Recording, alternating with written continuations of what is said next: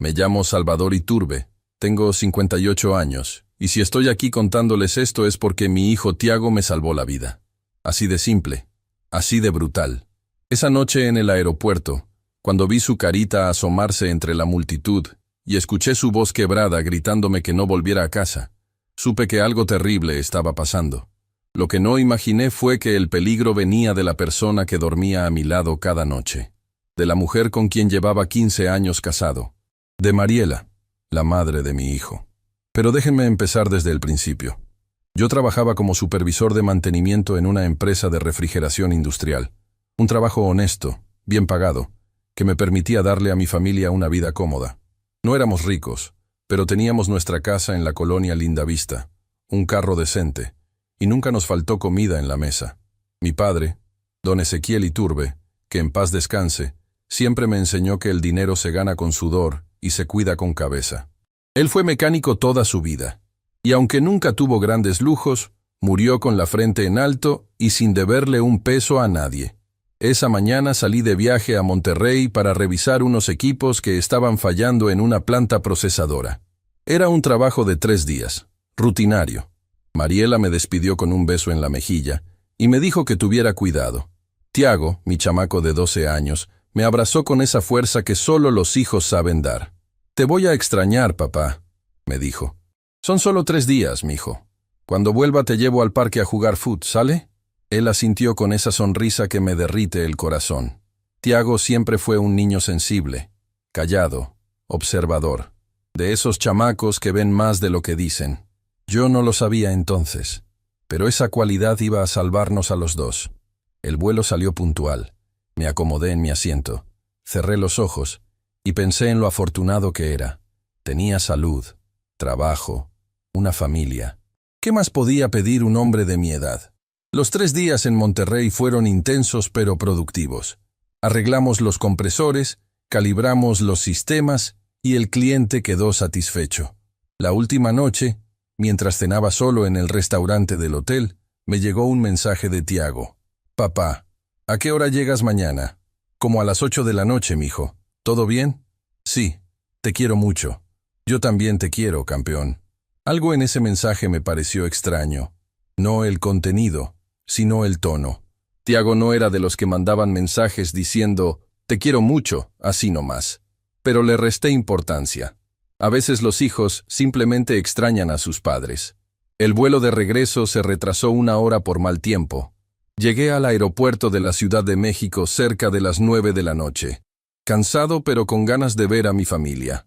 Encendí el celular y le mandé mensaje a Mariela avisándole que ya había aterrizado. «Ok, ten cuidado», respondió. Caminé hacia la salida de la terminal, arrastrando mi maletita con ruedas, pensando en el plato de chilaquiles que me iba a preparar al llegar a casa. Y entonces lo vi. Tiago estaba parado junto a una columna, solo, con su mochila del América colgada al hombro.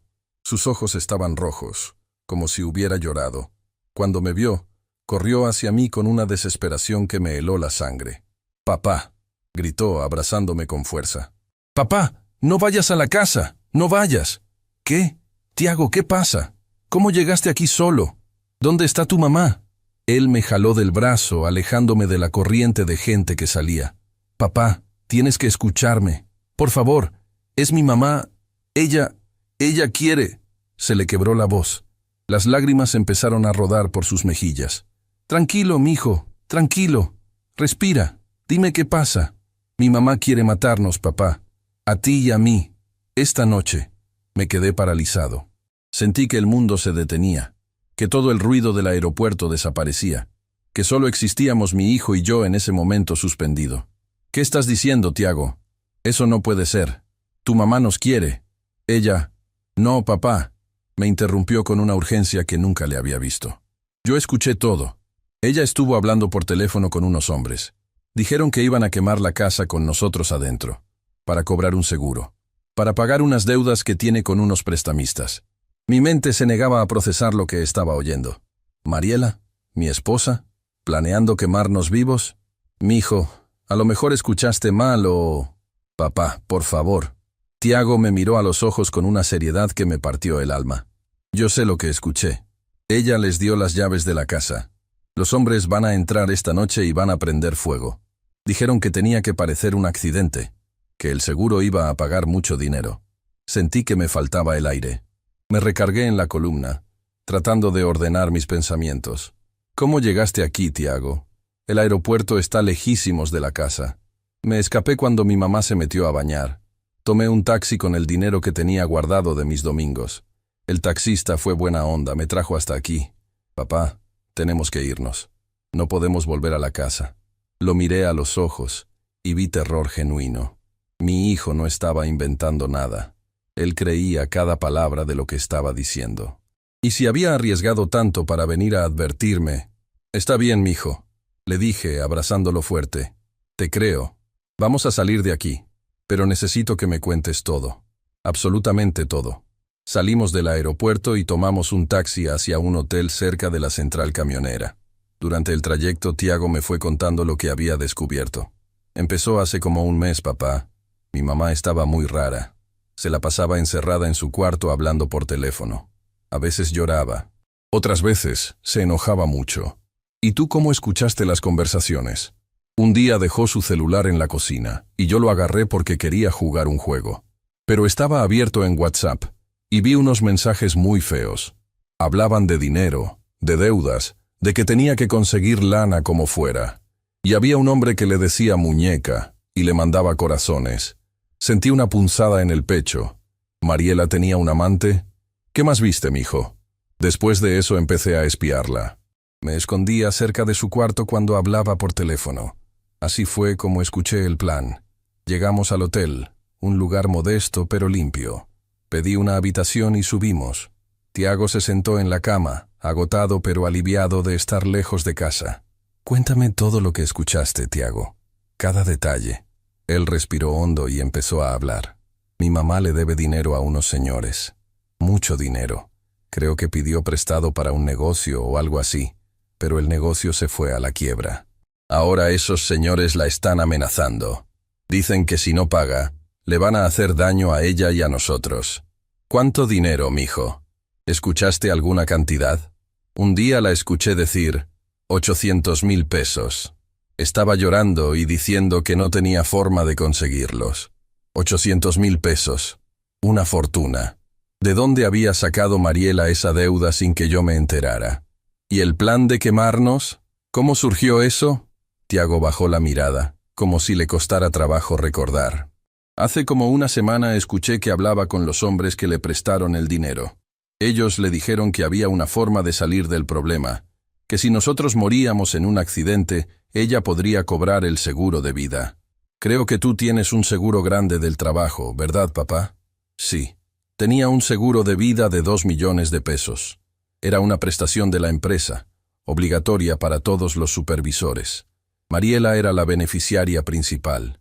Mi mamá primero dijo que no, que estaba loca si pensaba que iba a hacer algo así, pero ellos la presionaron mucho. Le dijeron que si no pagaba, iban a hacerle cosas horribles. Y también me mencionaron a mí. Dijeron que era una lástima que un niño tan bonito fuera a sufrir por las tonterías de su mamá. Se me revolvió el estómago. Esos malditos habían amenazado a mi hijo. ¿Y entonces qué pasó? Mi mamá aceptó. Escuché que dijo, está bien, háganlo, pero que parezca un accidente. Y después me ayudan a cobrar el seguro. Los hombres dijeron que iban a prender fuego a la casa esta noche, cuando estuviéramos dormidos, que iban a bloquear las salidas para que no pudiéramos escapar. Las lágrimas rodaron por las mejillas de Tiago. Papá, mi mamá dijo que lo sentía mucho por mí, pero que no había otra forma. Dijo que yo iba a estar mejor muerto que viviendo con las consecuencias de sus errores. ¿Cómo puede decir eso, papá? ¿Cómo puede querer matarme? Lo abracé con todas mis fuerzas, sintiendo cómo su cuerpecito temblaba de dolor y miedo. Tú no hiciste nada malo, mijo. Esto no es tu culpa. Y te prometo que no voy a dejar que nadie te haga daño. ¿Me oyes? Nadie. Nos quedamos así un largo rato, abrazados en esa habitación de hotel barato, mientras yo trataba de procesar la magnitud de lo que estaba pasando. Mi esposa, la mujer con quien había compartido 15 años de mi vida, la madre de mi único hijo, estaba planeando asesinarnos para cobrar un seguro y pagar sus deudas. ¿Cómo no me di cuenta de nada? ¿Cómo pude vivir tan ciego? Empecé a recordar señales que había ignorado. Los últimos meses, Mariela había estado distante, irritable. Se quejaba de dolores de cabeza y pasaba mucho tiempo encerrada. Yo pensé que era estrés, que necesitaba descanso. Nunca imaginé que estaba hundida en deudas con agiotistas. También recordé las palabras de mi padre, don Ezequiel. Él nunca confió en Mariela. Desde que se la presenté, me dijo que veía algo en sus ojos que no le gustaba. «Esa mujer tiene hambre de cosas que tú no le vas a poder dar, mijo», me dijo una vez.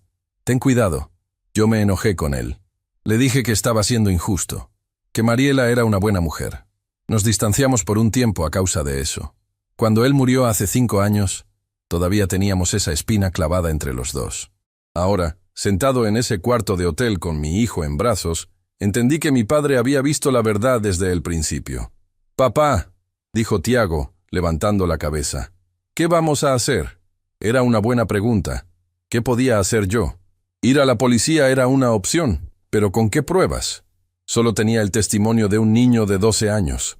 Eso no iba a ser suficiente para meter a nadie a la cárcel. Necesitaba tiempo para pensar, y necesitaba mantener a Tiago a salvo. «Por ahora vamos a quedarnos aquí», le dije. «Mañana temprano buscaré ayuda. Conozco a alguien que puede orientarnos». «¿A quién, papá?» Pensé en la licenciada Ivonne Beltrán, una abogada que mi padre había conocido años atrás. Él la ayudó una vez con un problema mecánico y ella le quedó debiendo el favor. Antes de morir, mi padre me dio su tarjeta y me dijo, «Si algún día tienes un problema legal serio, búscala. Es de confianza». «A una abogada que conocía a tu abuelo», respondí. «Ella nos va a ayudar». Tiago asintió, un poco más tranquilo. Le dije que intentara dormir, que mañana iba a ser un día largo. Él se acurrucó en la cama y cerró los ojos, exhausto por todo lo que había vivido. Yo me quedé despierto, mirando hacia la ventana, pensando en todo lo que había perdido en cuestión de horas. Mi matrimonio, mi hogar, la confianza en la persona que más amaba después de mi hijo. ¿Cómo era posible que Mariela hubiera llegado a ese extremo? ¿Cómo podía una madre planear la muerte de su propio hijo? No tenía respuestas, solo tenía preguntas, dolor y una determinación feroz de proteger a Tiago a cualquier costo. A eso de las 11 de la noche, mi celular vibró. Era un mensaje de Mariela. «¿Ya vienes en camino?» Me quedé viendo la pantalla, sintiendo una mezcla de asco y terror. Esa mujer estaba preguntando si ya iba hacia mi muerte. Estaba esperando que entrara a la casa para que sus cómplices nos quemaran vivos. No respondí. Apagué el celular y lo guardé en mi bolsillo. Tiago se movió en la cama, murmurando algo entre sueños. Me acerqué a él y le acaricié el cabello. «Tranquilo, mijo», susurré. «Papá está aquí, y no voy a dejar que nadie te haga daño». En ese momento tomé una decisión. No iba a ser solo víctima de esta situación. Iba a contraatacar. Iba a juntar pruebas, a desenmascarar a Mariela y a asegurarme de que pagara por lo que había planeado. Pero primero necesitaba confirmar que todo lo que Tiago me había contado era verdad. No porque dudara de mi hijo, sino porque necesitaba ver con mis propios ojos la maldad de la que era capaz mi esposa. Y esa confirmación llegó más pronto de lo que esperaba. A la 1 de la madrugada, decidí hacer algo arriesgado. Le pedí a un taxi que me llevara cerca de mi colonia, pero sin entrar a mi calle. Me bajé a 3 cuadras de mi casa y caminé por las sombras, ocultándome detrás de los carros estacionados. Mi corazón latía con fuerza mientras me acercaba. La casa estaba a oscuras, lo cual era extraño. Mariela siempre dejaba la luz del porche encendida, y entonces los vi. 2 hombres salían de mi casa por la puerta principal. Uno era alto, flaco, con una gorra. El otro era más bajo, corpulento, con una chamarra de mezclilla. Cargaban algo que parecían galones de plástico. «Ya quedó», dijo el alto. «En 20 minutos esto va a ser cenizas». «¿Y la vieja?», preguntó el bajo. «Dice que se va a quedar en casa de una amiga. Tiene la coartada perfecta». Se rieron con una carcajada que me heló la sangre. Subieron a una camioneta gris estacionada en la esquina y arrancaron. Me quedé paralizado, escondido detrás de un carro, viendo cómo se alejaban. Unos segundos después, vi un resplandor naranja comenzar a brillar desde el interior de mi casa. Fuego. Mi casa estaba ardiendo, y si Tiago no me hubiera advertido, él y yo estaríamos adentro. Ver mi casa arder fue como ver morir una parte de mí. Las llamas salían por las ventanas, devorando todo lo que habíamos construido durante 15 años. Los muebles que compramos juntos, las fotos de Tiago de bebé, los recuerdos de una vida que yo creía feliz.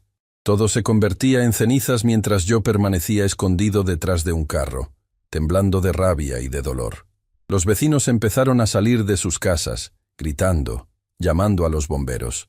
Don Aurelio, el señor de enfrente, intentó acercarse con una manguera, pero el fuego era demasiado intenso. Las sirenas no tardaron en escucharse a lo lejos.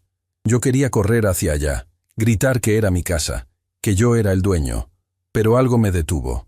Si aparecía ahora, Mariela y sus cómplices sabrían que había sobrevivido, y entonces buscarían otra forma de matarnos.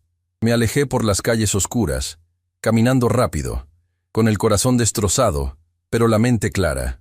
Ahora tenía la confirmación que necesitaba. Tiago no había inventado nada. Mi esposa realmente había planeado quemarnos vivos. Tomé un taxi de regreso al hotel. Cuando entré a la habitación, encontré a Tiago despierto, sentado en la cama, con los ojos muy abiertos. «¿Papá? ¿Dónde estabas?» Me senté junto a él y lo abracé. «Fui a la casa, mijo. Necesitaba ver con mis propios ojos». «¿Y qué pasó?»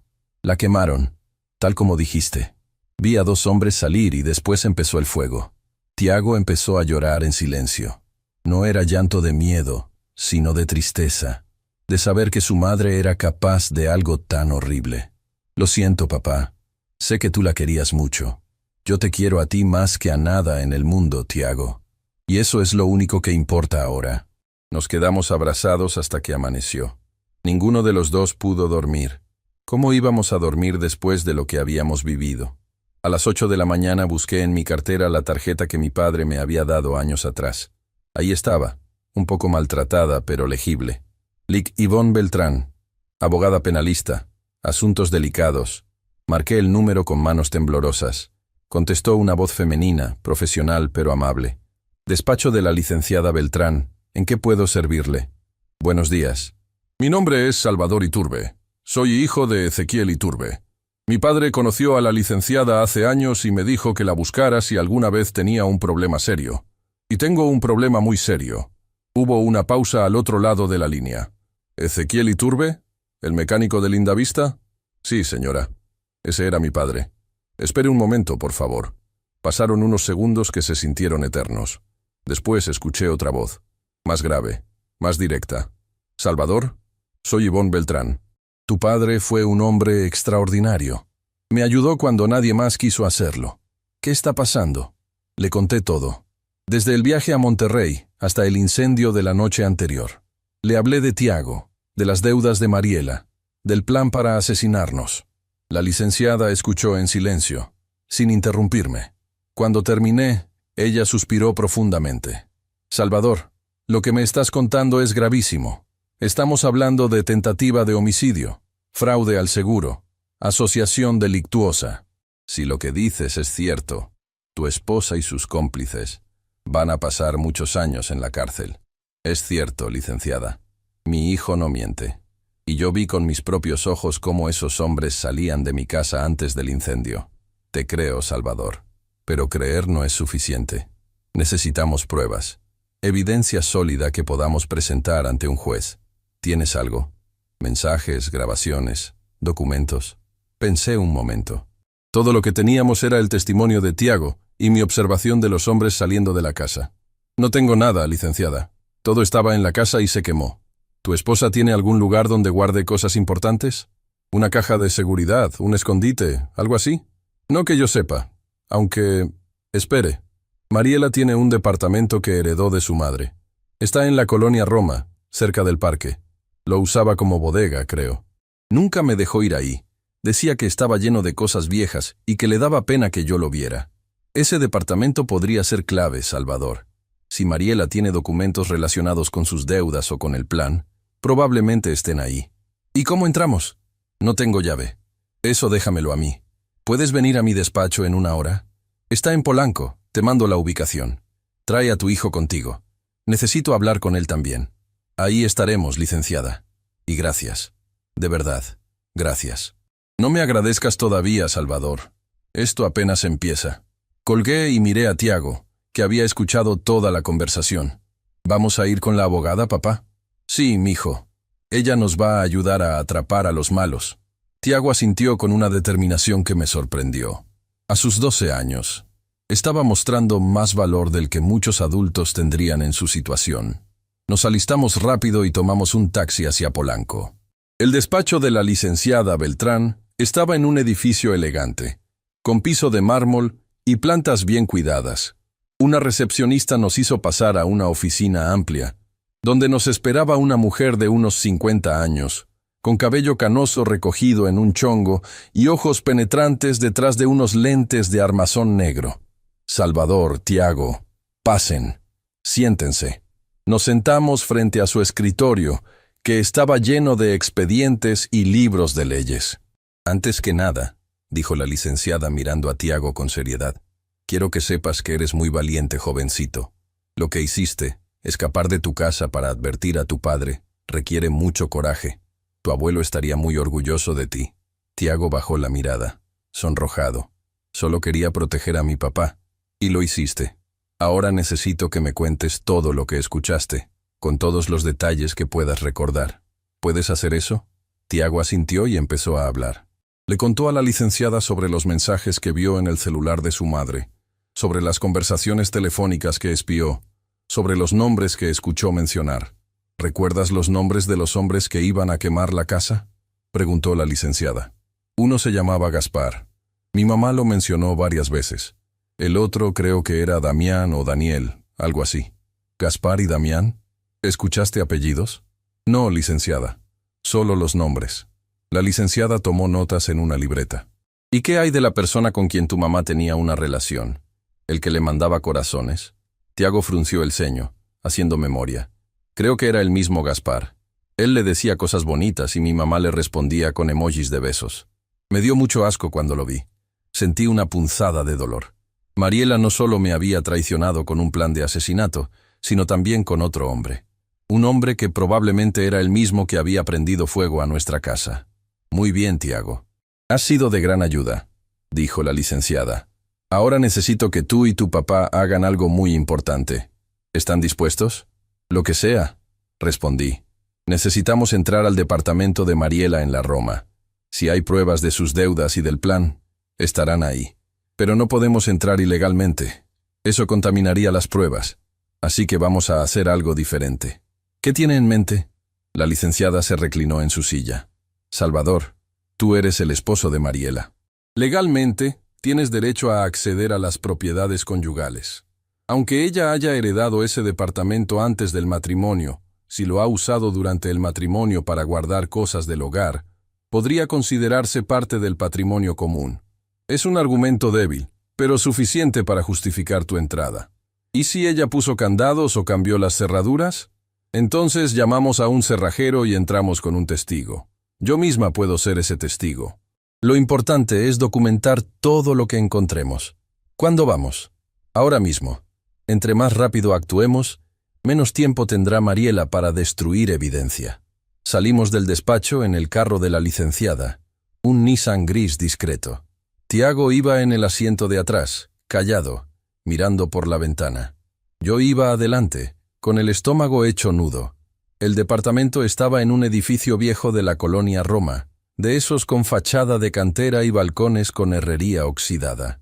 La licenciada estacionó en la calle y bajamos los tres. ¿Cuál es el departamento?, preguntó.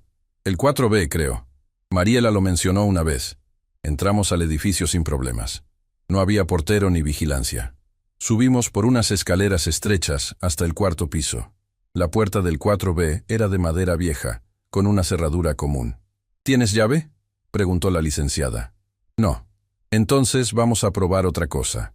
Sacó de su bolsa un juego de ganzúas y empezó a trabajar en la cerradura. Yo la miré sorprendido. ¿Usted sabe hacer eso?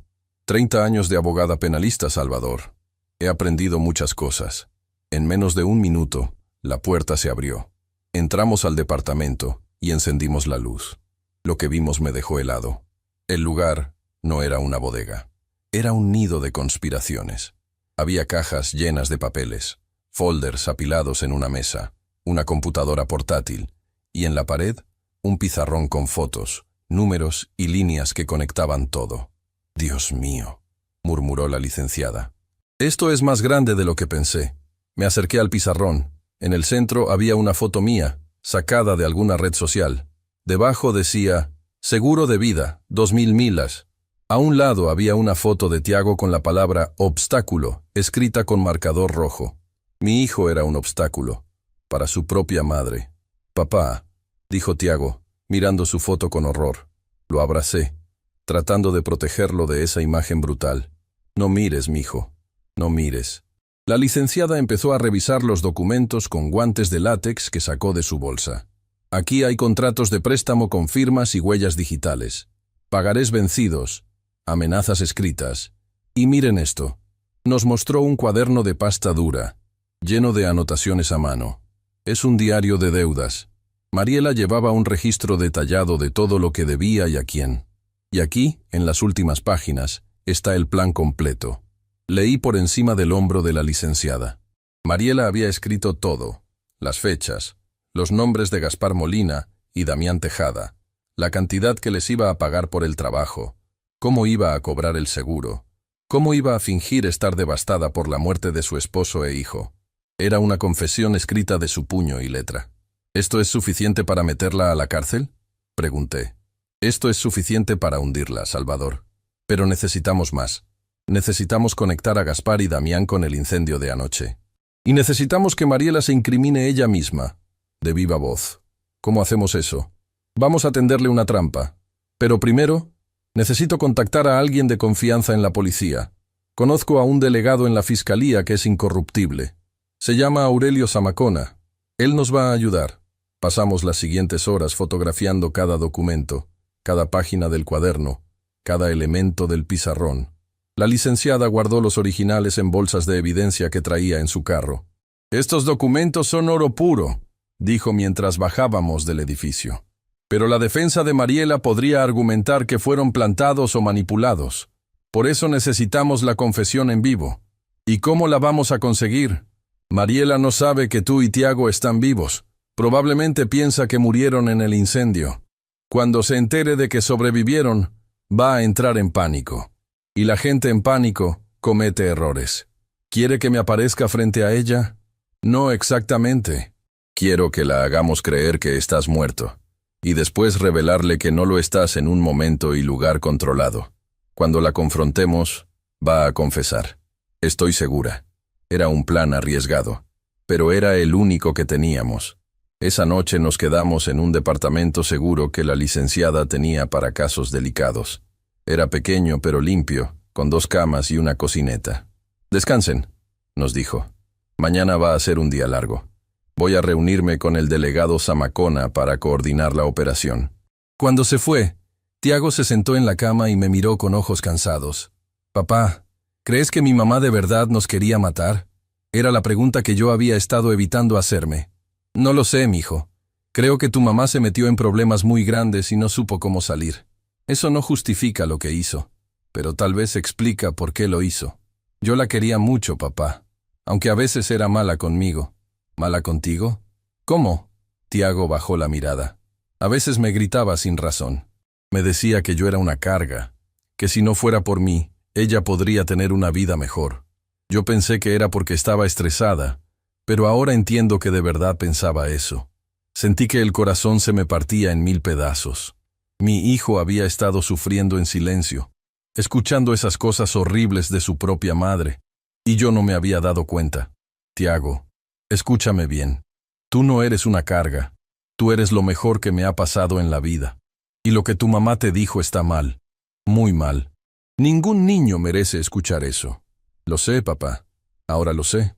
Lo abracé fuerte, prometiéndome que nunca más iba a dejar que nadie lastimara a mi hijo. Ni su madre, ni los agiotistas, ni nadie.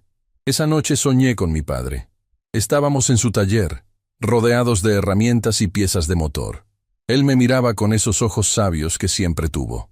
«Te lo advertí, mijo», me dijo. «Pero no me escuchaste». «Lo sé, papá. Perdóname. No hay nada que perdonar. Lo importante es que protejas a tu hijo. Él es tu sangre. Él es tu futuro. Lo voy a proteger, papá. Te lo prometo». Mi padre sonrió y puso su mano en mi hombro. Sé que lo harás. Eres un buen hombre, Salvador. Mejor de lo que yo fui. Desperté con lágrimas en los ojos. Tiago seguía dormido a mi lado, con la respiración tranquila de un niño que finalmente se siente seguro. Miré hacia la ventana, donde apenas empezaba a clarear el día. Hoy íbamos a enfrentar a Mariela. Hoy íbamos a terminar con esta pesadilla. Y sin importar lo que pasara, yo iba a asegurarme de que mi hijo tuviera el futuro que se merecía. Un futuro sin miedo, sin mentiras, sin traición. Un futuro donde el amor de un padre fuera suficiente para sanar todas las heridas. La licenciada Beltrán llegó temprano al departamento seguro con noticias que cambiaron todo. Traía consigo una carpeta gruesa y una expresión de satisfacción contenida que me dio esperanza. «Hablé con el delegado Zamacona», dijo sentándose en la pequeña mesa de la cocineta. «Es un hombre íntegro, de los pocos que quedan en este sistema podrido. Revisó las pruebas que le mostré y está dispuesto a colaborar». «¿Qué significa eso exactamente?», pregunté. «Significa que vamos a tener respaldo oficial. El delegado va a coordinar un operativo para detener a Mariela y sus cómplices, pero necesitamos que ella se incrimine primero. Sin una confesión clara, su abogado podría argumentar que los documentos fueron falsificados o que ella fue coaccionada». Tiago estaba sentado en la cama, escuchando con atención. A pesar de todo lo que había vivido, mi hijo seguía mostrando una fortaleza que me llenaba de orgullo. «¿Y cómo vamos a lograr que confiese?», pregunté. «Tengo un plan, pero antes necesito contarte algo que descubrimos esta mañana». La licenciada abrió la carpeta y sacó varias hojas impresas. «El delegado Zamacona tiene contactos en la compañía de seguros donde está registrada tu póliza. Hicieron una revisión discreta y encontraron algo interesante. Mariela ya inició el trámite para cobrar el seguro de vida. Presentó un acta de defunción falsa a tu nombre y otra a nombre de Tiago.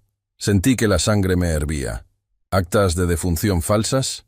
¿Cómo consiguió eso? Los agiotistas tienen contactos en todos lados, Salvador. Por unos miles de pesos puedes comprar casi cualquier documento en este país.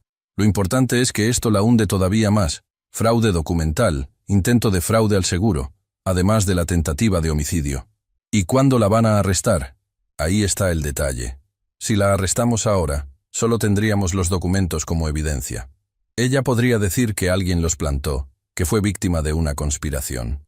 Necesitamos que confiese su participación de manera voluntaria, sin saber que está siendo grabada. ¿Una trampa? Exactamente. Y tú vas a ser el cebo. Me explicó el plan con detalle. La idea era hacerle creer a Mariela que yo había sobrevivido al incendio pero que estaba gravemente herido en un hospital. Desesperada por terminar lo que empezó, ella vendría a verificar personalmente. Y cuando llegara, yo estaría ahí para confrontarla. ¿No es peligroso?, preguntó Tiago con preocupación. «Habrá policías encubiertos en todo el perímetro», respondió la licenciada. «Y el delegado Zamacona estará coordinando desde una camioneta de vigilancia. No va a pasarle nada a tu papá». «Yo quiero estar ahí», dijo Tiago con firmeza. «No, mijo, es muy peligroso. Papá, ella trató de matarme. Tengo derecho a verla cuando la atrapen. Tengo derecho a que sepa que no lo logró». Miré a la licenciada, buscando apoyo, pero ella parecía considerar la petición de Tiago. «El niño tiene un punto, Salvador. Su testimonio va a ser crucial en el juicio. Y verlo vivo va a desestabilizar completamente a Mariela. Podría ser el detonante que necesitamos para que confiese. No me gustaba la idea de exponer a mi hijo a más trauma, pero también entendía que Tiago necesitaba cerrar este capítulo de su vida. Necesitaba enfrentar a su madre y demostrarle que no había podido destruirlo. «Está bien», dije finalmente, «pero te vas a quedar atrás, con los policías. No te vas a acercar hasta que yo te diga que es seguro. Te lo prometo, papá». Pasamos el resto del día preparando cada detalle. La licenciada coordinó con el delegado Zamacona para establecer el escenario. Usarían una clínica privada que estaba cerrada por remodelación. Montarían una habitación falsa de hospital donde yo estaría acostado, fingiendo estar inconsciente. «¿Cómo vamos a hacer que Mariela venga?», pregunté. «Eso ya está arreglado. El delegado tiene un contacto que va a llamarla haciéndose pasar por personal del hospital. Le van a decir que encontraron a un hombre gravemente quemado cerca de tu casa que traía una identificación a tu nombre, que está en coma pero que podría despertar en cualquier momento. Y ella va a venir a asegurarse de que esté muerto. Exactamente. No puede arriesgarse a que despiertes y cuentes todo. Va a venir a terminar el trabajo, o por lo menos a verificar qué tan grave estás. Era un plan siniestro, pero brillante. Conocía a Mariela. Su desesperación por el dinero la haría actuar impulsivamente. ¿Y qué pasa con Gaspar y Damián?, pregunté. Ellos son los que prendieron el fuego. El delegado ya tiene órdenes de aprehensión listas para ellos. En cuanto Mariela sea detenida, van a caer también. Con los documentos que encontramos y el testimonio de tu esposa, no van a poder escapar. Esa noche casi no dormí. Me la pasé repasando mentalmente lo que iba a decirle a Mariela cuando la viera. ¿Cómo le reclamas a alguien que intentó matarte? ¿Qué palabras usas para expresar esa traición? También pensé en los años que pasamos juntos, los buenos momentos, las risas, los sueños que compartimos. ¿Todo había sido mentira? ¿O en algún momento Mariela realmente me amó antes de perderse en sus ambiciones y sus deudas? No tenía respuestas, solo tenía dolor y una determinación férrea de proteger a mi hijo. A la mañana siguiente, la licenciada llegó con ropa nueva para mí, una bata de hospital y vendajes que me harían parecer víctima de quemaduras graves. El maquillista del delegado va a trabajar contigo, explicó. Cuando termine, vas a parecer que apenas sobreviviste a un incendio. Tiago me observaba con una mezcla de fascinación y tristeza mientras me aplicaban el maquillaje. Vendas en la cabeza, manchas rojas que simulaban quemaduras, una intravenosa falsa en el brazo. Te ves muy mal, papá, dijo con una sonrisa triste. Esa es la idea, mijo. A las 11 de la mañana estábamos en posición. La clínica abandonada había sido transformada en un escenario convincente. La habitación donde yo estaría tenía todos los elementos de un cuarto de hospital. Monitores que emitían pitidos falsos, bolsas de suero, sábanas blancas. El delegado Zamacona me saludó con un apretón de manos firme. Era un hombre de unos 60 años, con bigote canoso y ojos que transmitían autoridad y honestidad. Señor Iturbe, es un honor conocerlo. Su padre era un hombre respetado en la comunidad. Vamos a hacer justicia por usted y por su hijo. Gracias, delegado. Confío en usted. Tenemos 8 agentes encubiertos distribuidos en el edificio. Cámaras ocultas en la habitación que van a grabar todo. Cuando Mariela confiese, entramos y la detenemos. Simple y limpio. ¿Y si no confiesa? Si solo viene a ver y se va, entonces la seguimos y la detenemos afuera con base en las pruebas documentales. Pero créame, señor Iturbe, cuando ella lo vea ahí acostado, va a hablar. Los criminales siempre hablan cuando creen que tienen el control. Me acosté en la cama falsa y cerré los ojos. Tiago fue llevado a una habitación contigua donde podía observar todo a través de un monitor. Recuerda, mijo, le dije antes de que se fuera. Pase lo que pase. No salgas hasta que yo te diga. Lo prometo, papá. La espera fue agónica. Cada minuto se sentía como una hora. Escuchaba mi propia respiración, los pitidos falsos del monitor, el silencio tenso del edificio. Y entonces escuché pasos. Tacones, acercándose por el pasillo. Mi corazón empezó a latir con fuerza, pero mantuve los ojos cerrados, fingiendo estar inconsciente. La puerta se abrió. Escuché un jadeo ahogado. ¿Salvador? Era la voz de Mariela. Esa voz que alguna vez me susurraba palabras de amor. Esa voz que ahora me helaba la sangre. Los tacones se acercaron a la cama. Sentí su presencia junto a mí, su perfume que tanto conocía. Dios mío, murmuró ella. Estás vivo. Maldita sea, estás vivo. Escuché cómo sacaba su celular y marcaba un número. Gaspar, tenemos un problema. Salvador no murió. Está en el hospital, en coma. ¿Qué hacemos?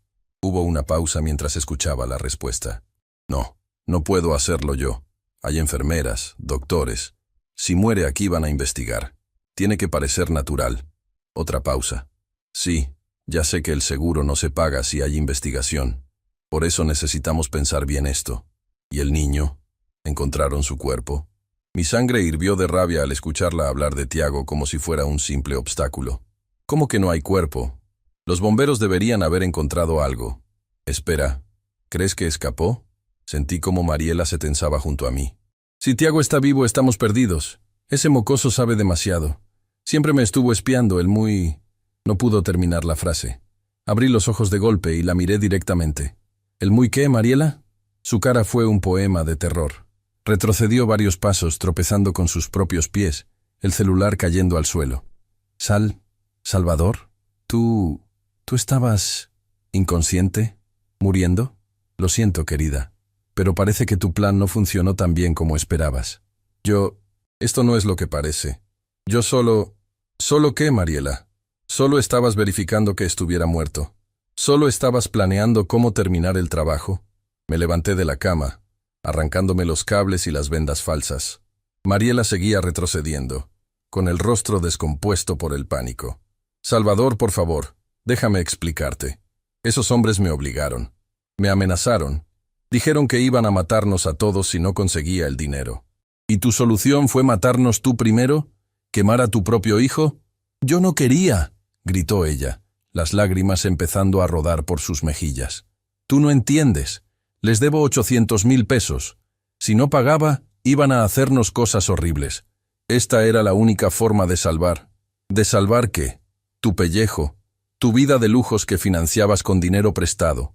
Mariela sollozaba ahora, recargada contra la pared. Yo te amaba, Salvador. De verdad te amaba. Pero tú nunca me diste lo que yo necesitaba. Siempre tan conformista, tan mediocre. Yo quería más, merecía más. ¿Y por eso te endeudaste con agiotistas? ¿Por eso empezaste una relación con Gaspar? Ella me miró con sorpresa. ¿Cómo sabes de Gaspar? Sé todo, Mariela. Los mensajes, las llamadas, el plan. Encontramos tu departamento en la Roma. Encontramos el cuaderno donde escribiste cada detalle. Su cara palideció todavía más. No, eso no puede ser. ¿Creíste que eras muy lista? ¿Creíste que podías matarnos y salirte con la tuya? Yo no los maté, gritó ella. Ustedes están vivos, solo porque Tiago tuvo el valor de escapar y advertirme. Tu propio hijo te descubrió, Mariela. El niño que llamaste carga, obstáculo. Ese niño nos salvó a los dos. La puerta de la habitación se abrió y entró Tiago, con el delegado Zamacona detrás de él. Mariela lo miró como si viera un fantasma. ¿Tiago? Mijo, yo... No me llames así, dijo Tiago con una frialdad que me sorprendió. Ya no soy tu hijo. Una madre no trata de matar a su familia. Tiago, por favor, déjame explicarte. Mamá estaba desesperada. Esos hombres me iban a hacer daño. Yo solo quería protegernos. ¿Protegernos? Tiago la miró con desprecio. Yo te escuché, mamá. Escuché cuando dijiste que yo iba a estar mejor muerto. Escuché cuando les diste las llaves de la casa a esos hombres. Eso es protegernos. Mariela no supo qué responder. Las lágrimas seguían cayendo, pero ya nadie sentía compasión por ella. El delegado Zamacona se adelantó. Mariela Cañedo, queda usted detenida por tentativa de homicidio en grado de tentativa, fraude al seguro, falsificación de documentos y asociación delictuosa. Tiene derecho a guardar silencio. Todo lo que diga podrá ser usado en su contra. 2 agentes entraron y le pusieron las esposas. Mariela no opuso resistencia. Parecía haberse desinflado por completo, como un globo al que le sacan el aire. Antes de que se la llevaran, me miró una última vez. Salvador, yo de verdad te amé. Al principio fue real, pero después, la vida me cambió. Las deudas, la presión, Gaspar, todo se salió de control. Eso no justifica nada, Mariela. Nada. Lo sé. Y voy a vivir con eso el resto de mi vida.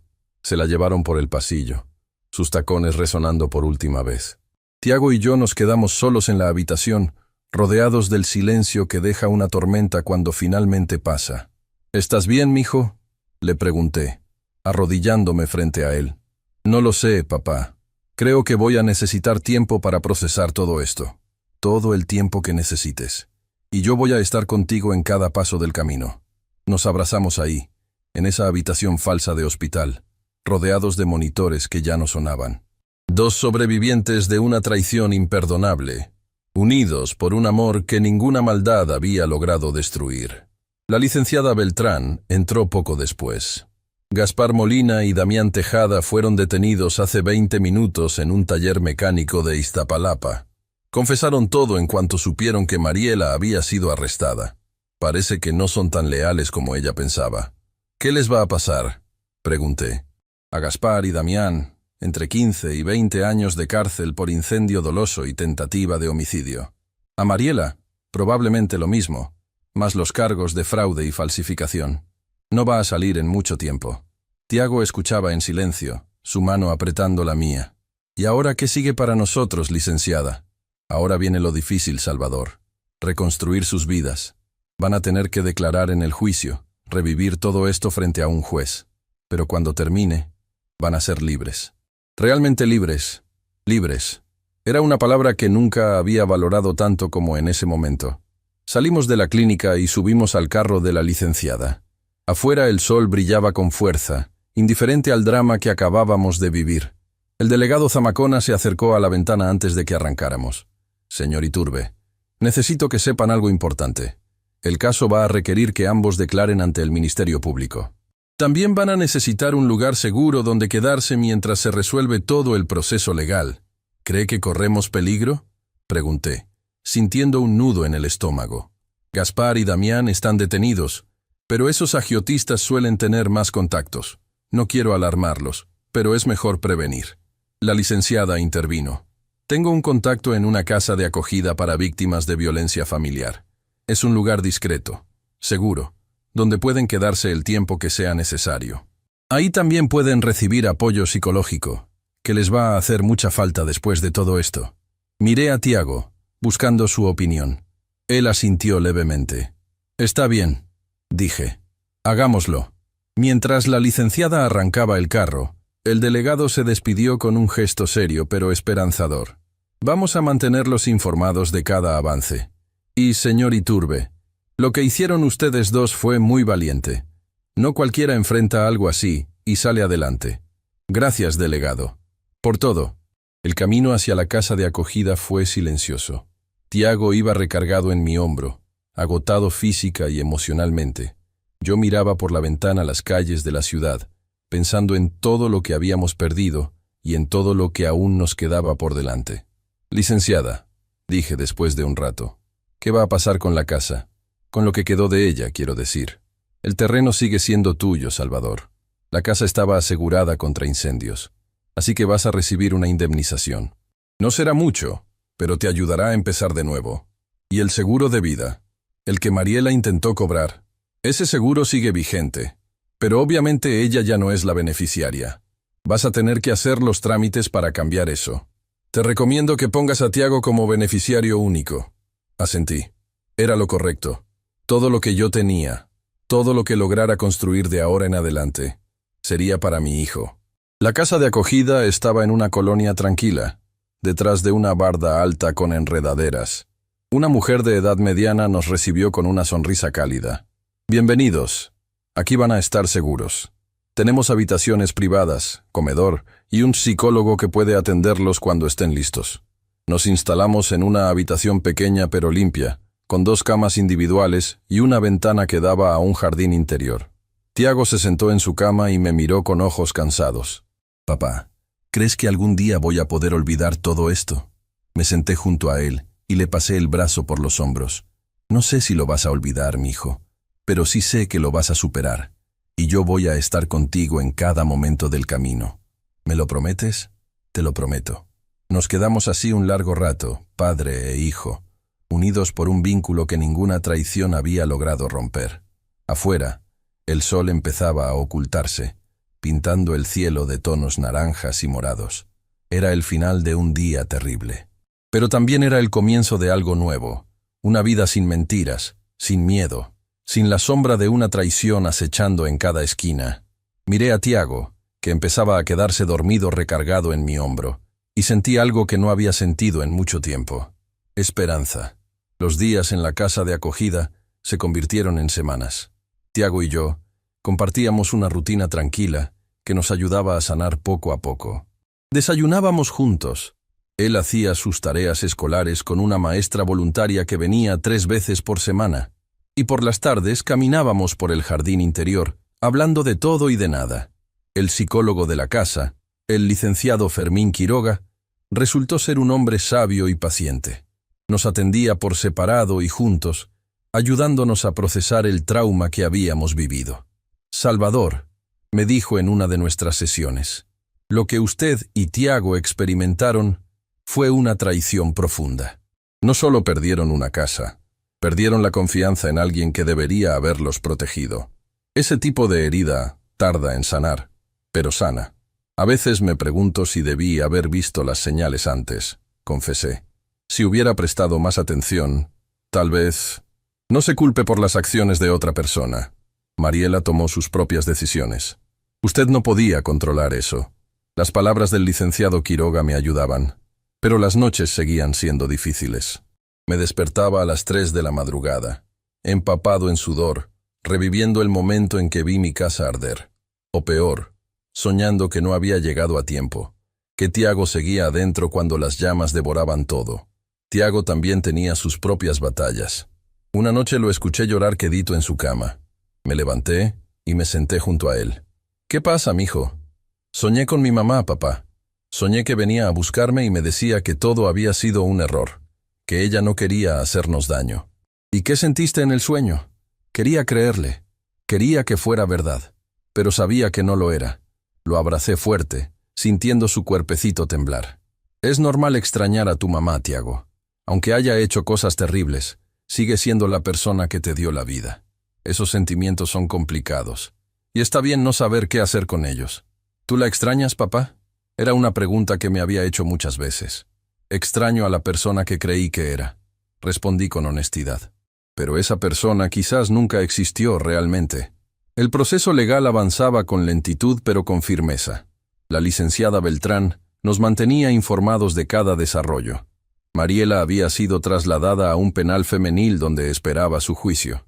Gaspar Molina y Damián Tejada estaban en el reclusorio norte, enfrentando cargos por incendio doloso y tentativa de homicidio.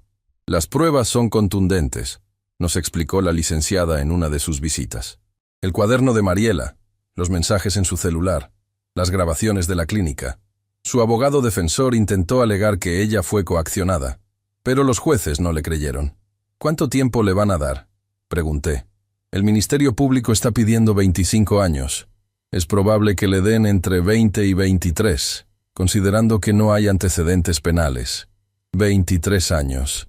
Tiago tendría 35 cuando su madre saliera de la cárcel. Casi la misma edad que yo tenía cuando nos casamos. ¿Y nosotros vamos a tener que declarar en el juicio?». «Sí, Salvador. Es inevitable.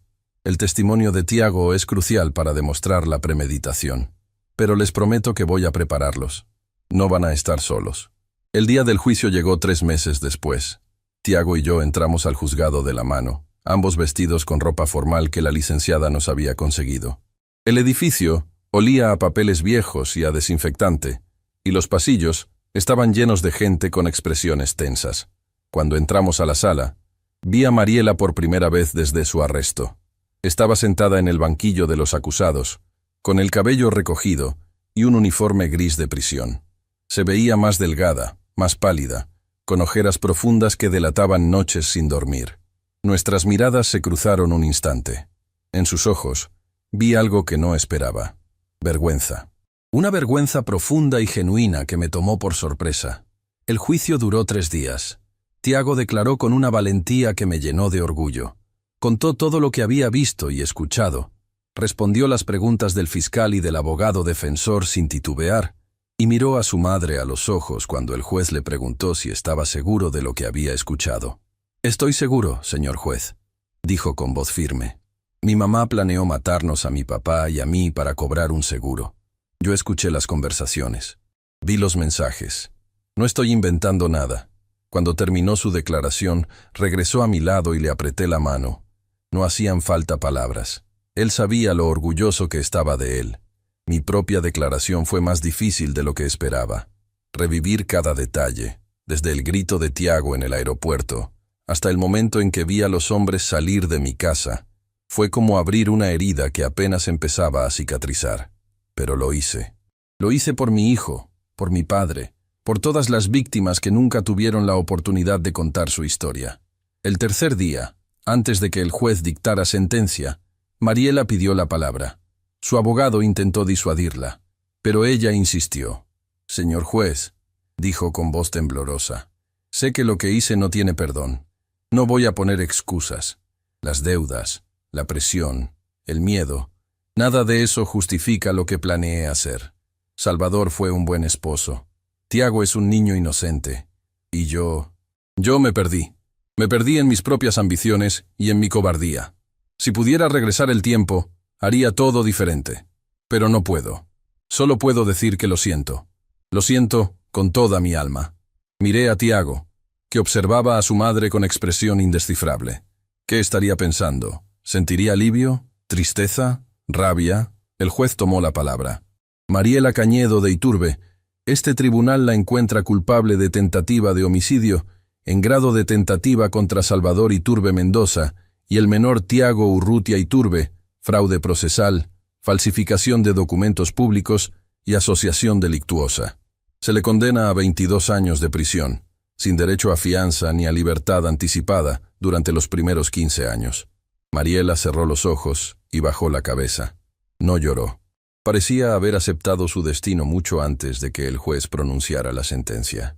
Gaspar Molina y Damián Tejada recibieron 18 años cada uno por su participación en el incendio. Cuando salimos del juzgado, el sol brillaba con una intensidad casi dolorosa. Tiago y yo nos quedamos parados en las escaleras, respirando el aire fresco, sintiendo el peso de lo que acababa de terminar. «Se acabó, papá», dijo Tiago. «De verdad se acabó». «Sí, mi hijo, se acabó».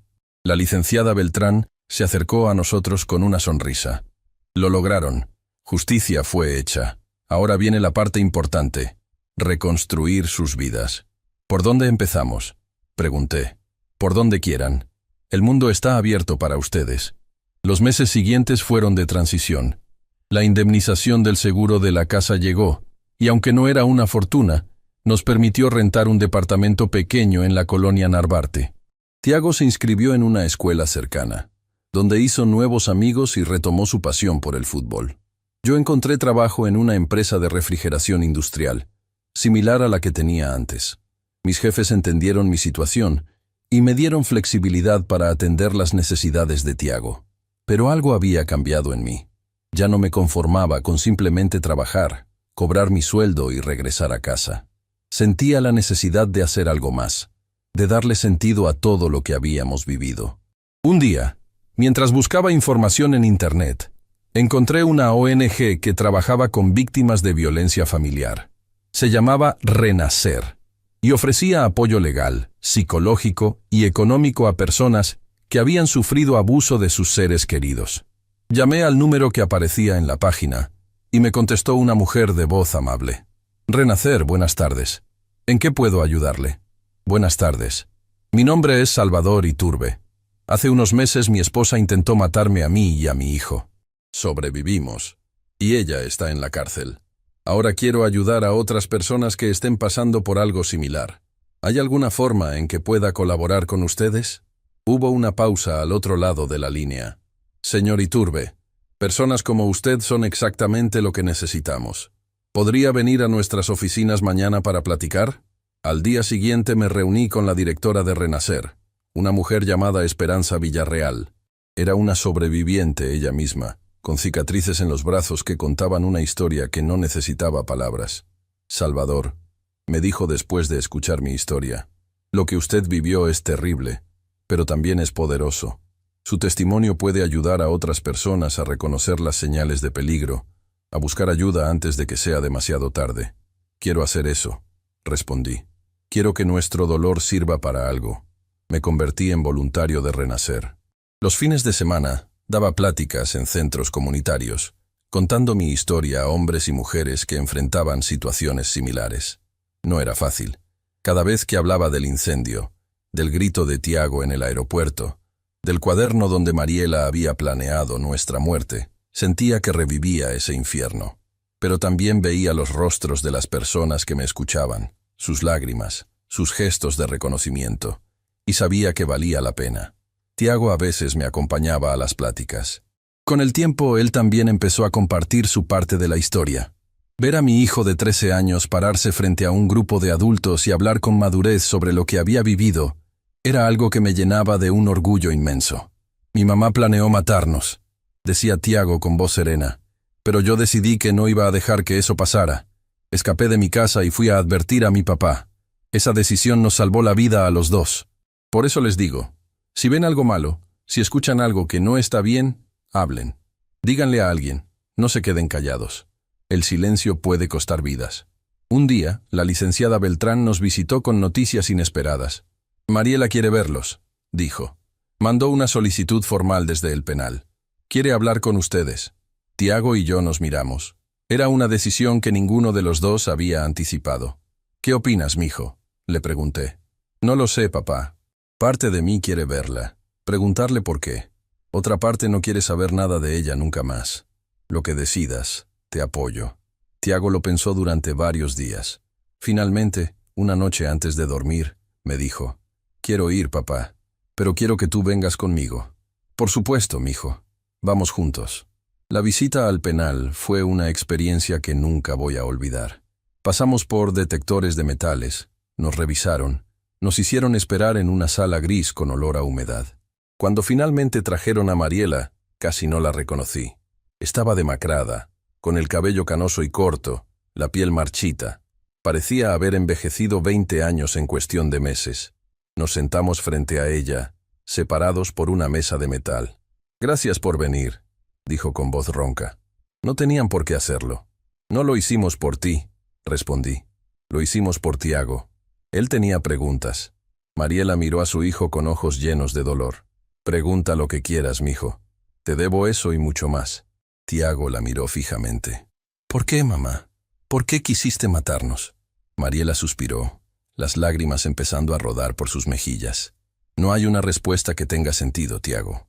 Me endeudé porque quería cosas que no podíamos pagar. Pensé que iba a poder resolver todo, pero las deudas crecieron y los agiotistas empezaron a amenazarme. Gaspar me ofreció una salida, y yo fui tan tonta, tan cobarde, que la acepté. No pensé en ustedes como mi familia. Los vi como obstáculos para mi supervivencia, y eso es imperdonable. ¿Alguna vez nos quisiste de verdad? Sí, Tiago. Al principio sí. Cuando naciste, cuando eras pequeño, yo te amaba con todo mi corazón, pero algo se rompió en mí, algo que no sé explicar. Me convertí en un monstruo, y ni siquiera me di cuenta hasta que ya era demasiado tarde. Tiago asintió lentamente, procesando las palabras. No te odio, mamá, dijo finalmente, pero tampoco te perdono. Tal vez algún día pueda hacerlo, pero no hoy. Lo entiendo, mijo, y te agradezco que hayas venido. Ver que estás bien, que tu papá te cuida, que tienes un futuro, eso me da algo de paz en este infierno. Nos levantamos para irnos. Antes de que los guardias se llevaran a Mariela, ella me miró una última vez. Salvador, cuídalo bien. Es un niño extraordinario, mucho mejor de lo que yo merecía. Lo sé, respondí, y lo voy a cuidar siempre. Salimos del penal en silencio. El sol estaba poniéndose, pintando el cielo de colores cálidos. Tiago caminaba a mi lado, pensativo. ¿Estás bien, mijo? Sí, papá. Creo que necesitaba verla. Necesitaba escuchar lo que tenía que decir. Ahora puedo seguir adelante. Le pasé el brazo por los hombros y caminamos juntos hacia el carro. Han pasado 3 años desde aquella noche en el aeropuerto. Tiago tiene 15 años ahora. Es alto, estudioso, y tiene más amigos de los que puede contar. Sigue jugando fútbol y sueña con ser abogado, como la licenciada Beltrán. Yo sigo trabajando en la empresa de refrigeración, pero mi verdadera pasión está en renacer. El año pasado me nombraron coordinador de voluntarios. Cada semana recibo mensajes de personas que escucharon mi historia y encontraron el valor para escapar de situaciones de abuso. La casa que se quemó ya no existe. En su lugar hay un edificio de departamentos nuevo. A veces paso por ahí y me quedo mirando, recordando lo que fue y lo que pudo haber sido. Pero ya no siento dolor, solo gratitud. Gratitud por mi hijo, que tuvo el valor de salvarme la vida. Gratitud por mi padre, que me dejó la conexión con la licenciada Beltrán. Gratitud por las personas que nos ayudaron cuando más lo necesitábamos. Y gratitud por la oportunidad de convertir nuestro dolor en propósito, porque eso es lo que hicimos, Tiago y yo. Tomamos las cenizas de nuestra vida anterior y construimos algo nuevo, algo mejor. Algo que nadie puede quitarnos. Mi padre solía decir que la vida no es lo que te pasa, sino lo que haces con lo que te pasa. Tardé 58 años en entender esas palabras, pero ahora las vivo cada día. Si alguien está escuchando esta historia y está pasando por algo similar, quiero que sepan una cosa. Hay salida. Hay esperanza. Hay personas dispuestas a ayudar. No se rindan. No se callen. No dejen que el miedo los paralice. Porque al final, lo único que realmente importa es el amor que damos y recibimos.